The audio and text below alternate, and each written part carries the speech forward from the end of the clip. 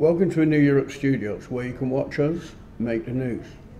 With India, the world's largest democracy, heading to the polls, I'm speaking to two human rights activists from India about the situation for the Dalit, the untouchables, and of course, women. There have been some terrifying stories of rapes in the country that have alarmed and are possibly the sign of a change in attitudes towards women and towards the untouchables. I have with me Mr. Henri Tiphange and Asha Kowtal. So first of all, Asha, could you please tell us a little bit about what the situation really is for women and the Dalit in India, and what do you expect from the election?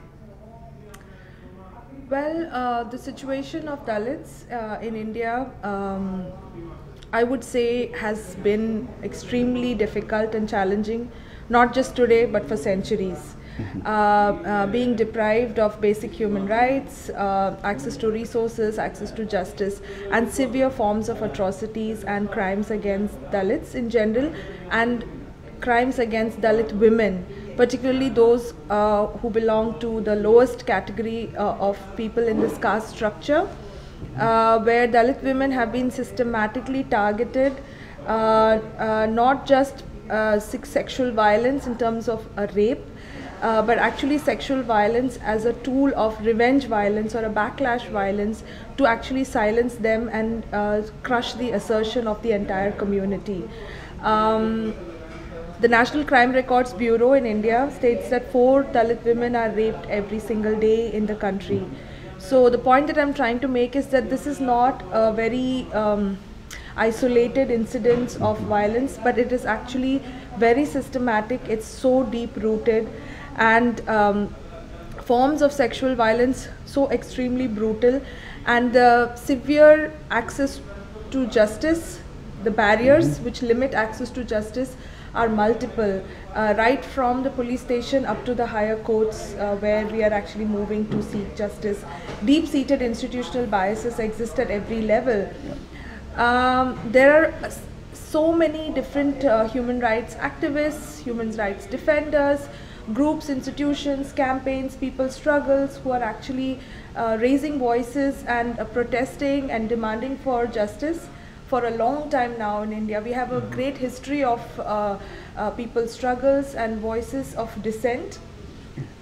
But what we are seeing now, more than ever before, I would say that there is a much greater and newer forms of violence which we as human rights defenders and also women from the community are facing. And now, as you pointed out at the time of the introduction, with the elections and the results coming out later this month, it's whether the rise of the communal fascist forces, or whether the projection of the rise of these communal fascist forces by different forms of media, it definitely presents quite a scary picture.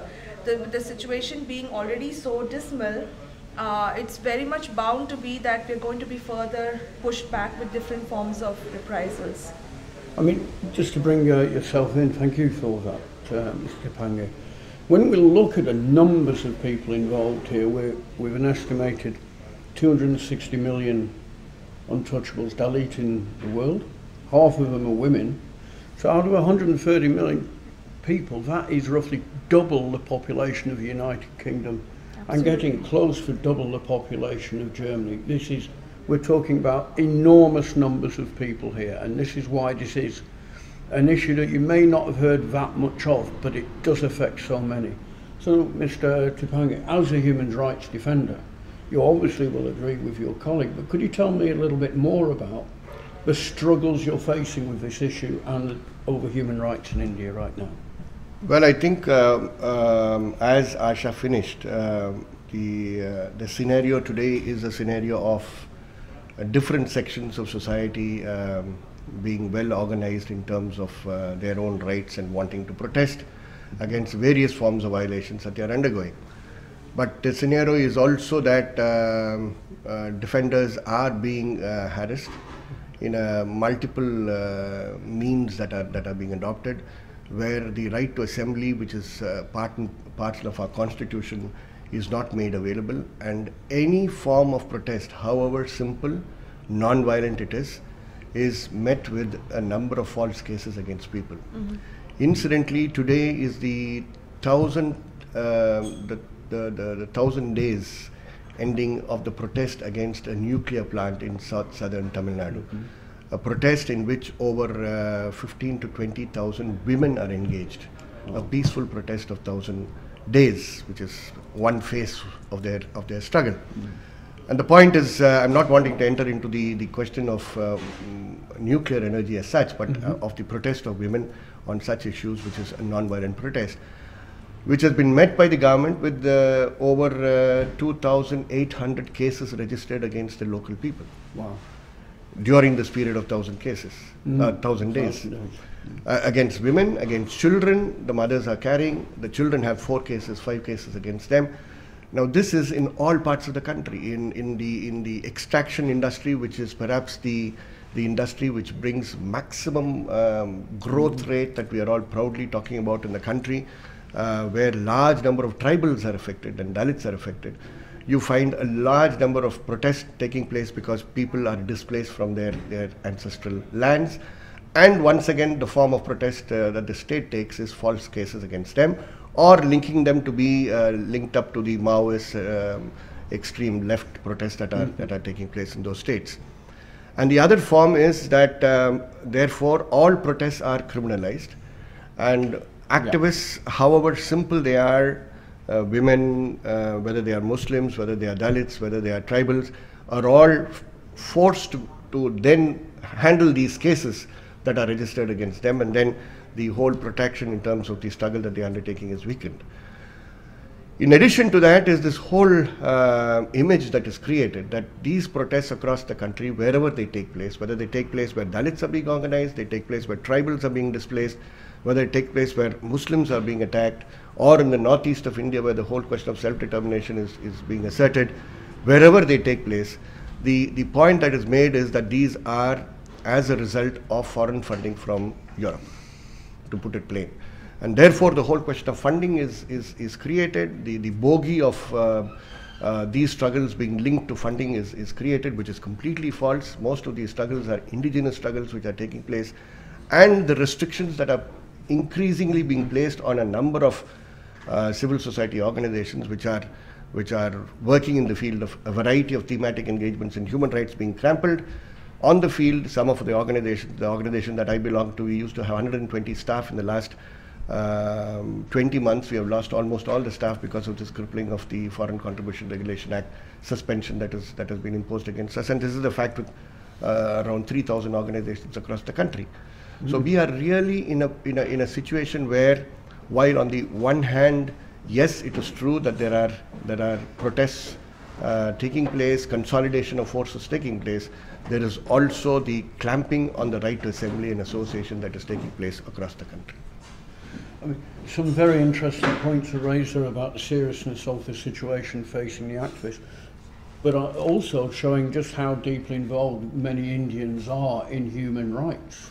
And these are values that have been practiced and have been advocated in India for many thousands of years. So when it comes to bringing in foreign funding, this is often seen as an excuse to do this. But there is also the fact that, particularly with something that is claimed to be religiously based in some ways and cultural, in the caste system, we may not like this in Europe, but we may say, is this a kind of cultural or humanitarian kind of colonialization again? Is this Europeans coming over to India once more and saying, no, you need to be like this? What's the difference? I feel that this is an image that has been painted about caste and being a cultural situation. I don't agree to that at all. I think the way in which Indian society is stratified is absolutely clearly to control, to have the hegemony of caste, to control power, politically, economically, resources, and all the institutions back in my country. And to break that, I feel that there are several models of work that has happened, is happening, and will also happen in the future.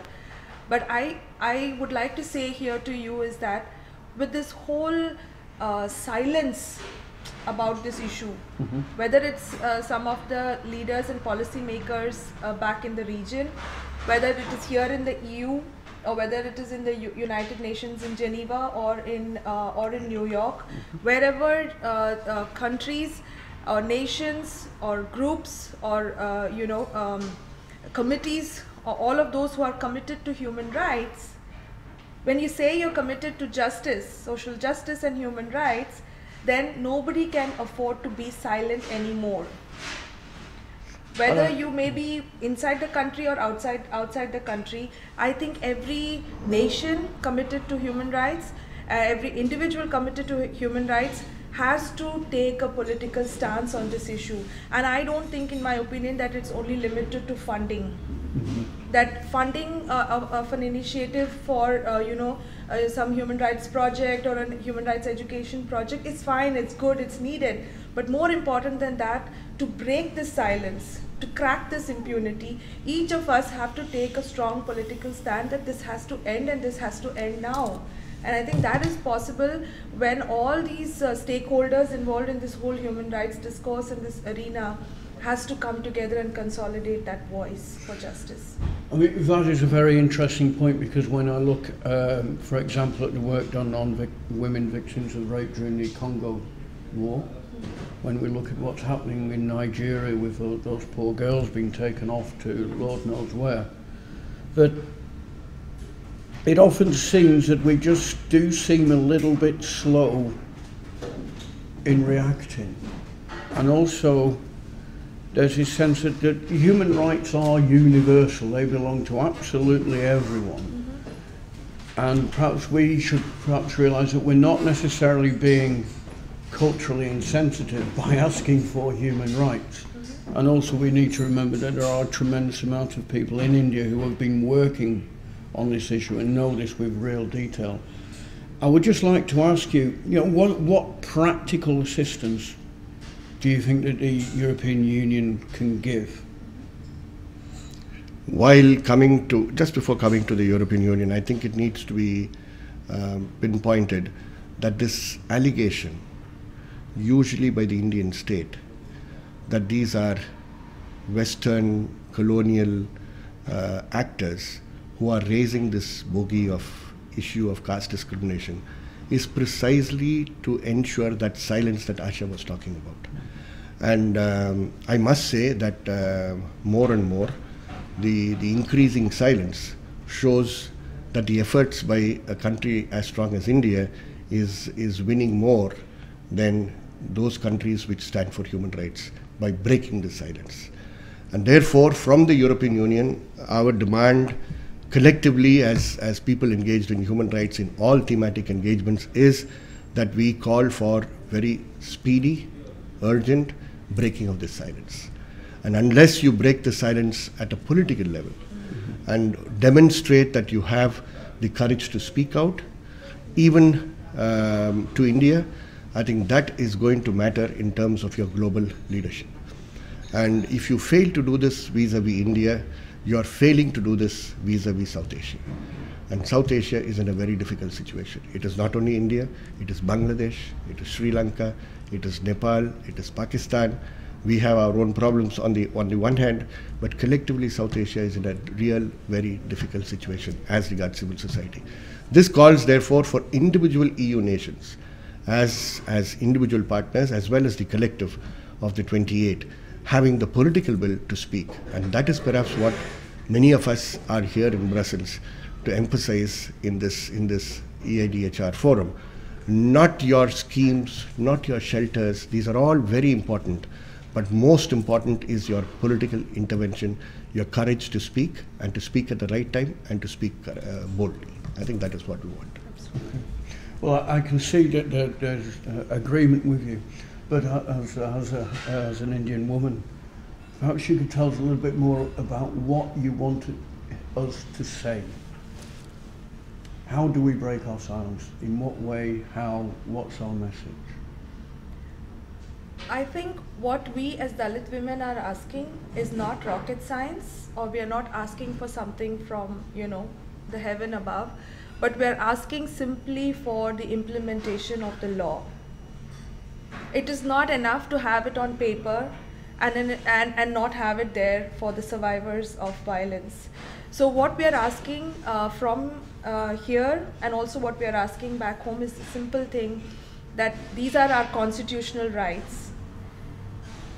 Give it to us, Make sure that that law is implemented, protect us, give us that security to live a life of freedom and of liberty. It's very simple. That if we are going to a police station to lodge a case, get our cases lodged. If the courts of justice are failing us, what do we do next? So what we're asking is for people and nations to raise their voices against the complete breakdown of the implementation of the laws when it comes to us Dalit women. And I think building pressure by a larger number of voices for a simple thing, that, as you said, human rights are meant for all, but when it comes to our situation as Dalit women, that doesn't hold good at all anymore. Not as an Indian woman, but I'm saying specifically as a Dalit women affected by caste.